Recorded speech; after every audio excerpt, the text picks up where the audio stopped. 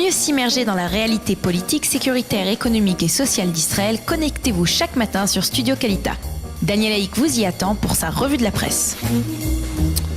Voilà, il est 8h40 sur Studio Kalita, l'heure de la revue de la presse et des médias israéliens. Et les quotidiens israéliens, on peut dire tous les quotidiens israéliens continuent à suivre de très près.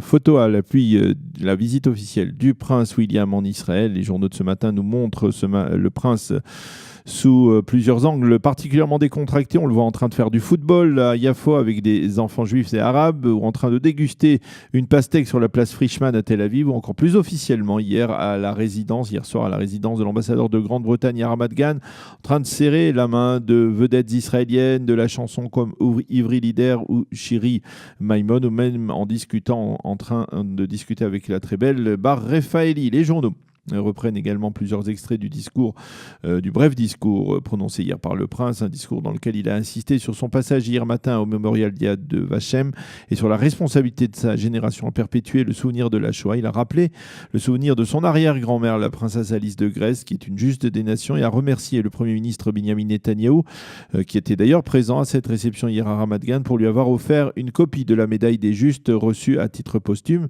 par son arrière-grand-mère. Le prince sur la plage, titre ce matin le Israël Hayom, un prince séduisant, titre ensemble le Yediot Aharonot et le Ma'ariv pour résumer cette visite. Nous en parlerons également demain après la visite du prince William à Ramallah dans l'autorité palestinienne.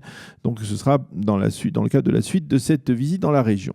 Le Yediot Aharonot lui consacre ce matin une partie de sa une au prix pour la sécurité d'Israël qui a été attribué cette année à des ingénieurs et officiers israéliens qui ont réussi à élaborer le fameux projet de détection des tunnels offensifs du Hamas. Grâce à de tels génies, a dit le ministre israélien de la Défense Avigdor Lieberman, nous avons réussi à priver le Hamas de sa principale arme stratégique. Le ministre a affirmé que cette découverte était presque d'ailleurs de la science-fiction. La cérémonie de remise de ce prix pour la sécurité d'Israël s'est déroulée hier à la présidence de l'État, mais on ne connaît pas l'identité de ces ingénieurs militaires qui ont permis de résoudre une fois pour toutes ce véritable casse-tête que représentait pour Tsahal les tunnels offensifs du Hamas.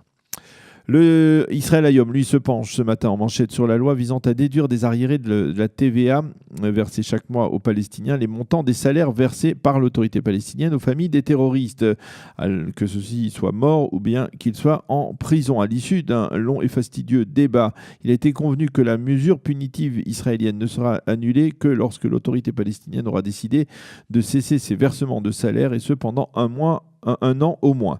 Cette loi, qui est particulièrement importante, a fait l'objet au cours des 2 dernières semaines de polémiques entre la présidence du Conseil d'une part et les ministres, on peut les appeler ministres sécuritaires que sont Avigdor Lieberman d'une part et Naftali Bennett de l'autre. Mais apparemment, le texte du projet de loi semble avoir été validé par les 2 parties, et donc lorsque la loi sera votée en seconde et troisième lecture, elle sera mise en application. Pour Amnon Lord, dans le Israël Hayom, cette loi est indispensable. Il faut fermer les robinets de financement du terrorisme par l'autorité palestinienne, écrit-il ce matin dans son commentaire. Les journaux israéliens se font l'écho ce matin de l'attaque en Syrie dont nous vous parlions dès hier matin. Il s'agit, selon des sources étrangères, d'une attaque de missiles apparemment israélien contre un hangar renfermant des armes destinées au Hezbollah, un hangar qui se trouvait dans la proximité de l'aéroport international de Damas. Selon les sources syriennes, la cible de ces missiles pourrait être un avion cargo qui était en train de décharger à ce moment même des armes donc à destination du Hezbollah. Seuls les sites d'information comme Walla et Ynet se font ce matin l'écho du nouveau et brusque regain de tension enregistré la nuit dernière dans le pourtour de la bande de Gaza. Nous en avons parlé tout à l'heure en titre, mais ce matin, le Yediot Aharonot consacre la une de son supplément quotidien aux équipes de pompiers qui travaillent d'arrache-pied pour tenter de neutraliser les incendies provoqués par les cerfs-volants incendiaires. On peut y lire le dévouement de Dougassi, de Brouchi, de Saïd et de toutes ces équipes de pompiers qui, comme l'écrit le Yediot Aharonot, voient leur cœur brûler 20 fois par jour. Depuis hier matin, les médias israéliens sont en effervescence après la publication, nous en parlions avec notre invité tout à l'heure, après la publication par Ouria El-Kayam, un journaliste de la chaîne publique, d'un reportage scandaleux. Dans ce reportage, on apprenait donc que les employés d'origine éthiopienne qui travaillent dans des caves de vin israélien, dans la production de vin israélien Barkhane, ont été déplacés de leur fonction dans la ligne de production par la direction de Barkhane uniquement parce qu'ils étaient d'origine éthiopienne et que le Badatz de la Eda Haredi ultra-orthodoxe n'était pas prêt à ce qu'ils soient impliqués dans la production de vin kasher parce que le Badatz remet apparemment en doute leur judéité. L'affaire a fait grand bruit dès hier matin. Le grand rabbin d'Israël, le Rishon LeZion, Rav Yitzhak Yosef, a fustigé la direction de Barkhane pour avoir pris cette décision qu'il a qualifiée de décision purement raciste. Le Rav Yosef, relayé ensuite sur les ondes de Kol Israël par le Rav Shlomo Amar, actuel grand rabbin de Jérusalem, a rappelé que son père, le Rav Ovadia Yosef, avait clairement affirmé que les originaires d'Éthiopie étaient des juifs à part entière. Finalement, après que le ministre de l'économie, Eli Cohen, ait décidé hier après-midi d'imposer des sanctions contre la compagnie Barkhane, eh bien, la décision de cette cave prestigieuse la direction de cette cave prestigieuse a décidé de faire machine arrière et elle a décidé de replacer ses employés d'origine éthiopienne à leur place, n'en déplaise à la Eda Haredite, qui donc apparemment a eu une position, on va dire, plutôt raciste dans cette affaire.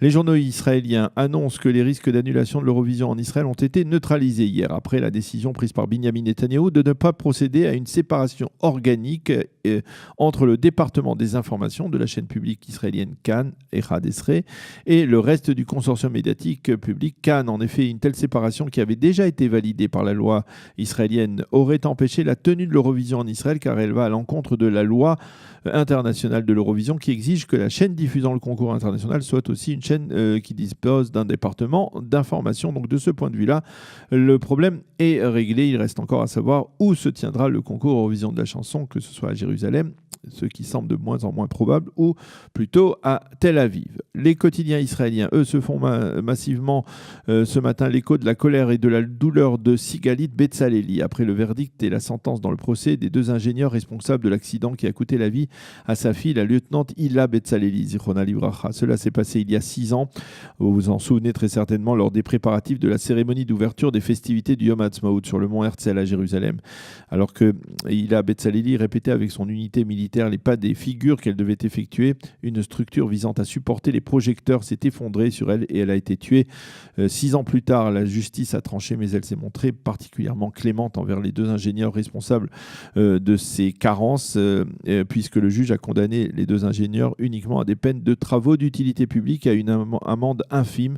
Face à cette sentence, Sigalit Betsaleli a éclaté en sanglots en déplorant la légèreté de la peine.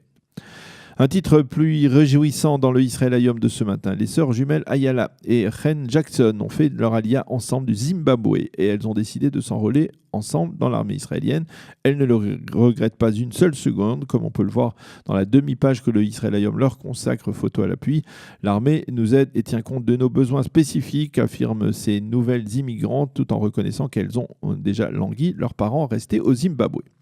Et puis bien évidemment les quotidiens israéliens, particulièrement les suppléments sportifs, reviennent sur la soirée très tendue d'hier en Russie dans le cadre du mondial, une soirée qui au bout du compte s'est terminée par une victoire à l'arraché de l'Argentine face au Nigeria 2-1. Il a fallu attendre la 86e minute pour voir Marcus Rojo marquer le but de la victoire après que Lionel Messi ait ouvert le score et que le Nigeria ait égalisé sur penalty. Finalement, et vous le savez probablement, l'Argentine s'est qualifiée pour les 8e de finale et elle rencontrera à ce stade de la compétition l'équipe de France qui n'a pas pu faire mieux que 0-0 face au Danemark après une prestation, on va dire, relativement médiocre. Voilà pour cette revue de la presse et des médias israéliens. Nous allons marquer une petite pause et on se retrouve avec Daniel Guggenheim, le docteur Daniel Guggenheim pour notre page économique. Pour mieux s'immerger dans la réalité politique, sécuritaire, économique et sociale d'Israël, connectez-vous chaque matin sur Studio Kalita. Daniel Haïk vous y attend pour sa revue de la presse.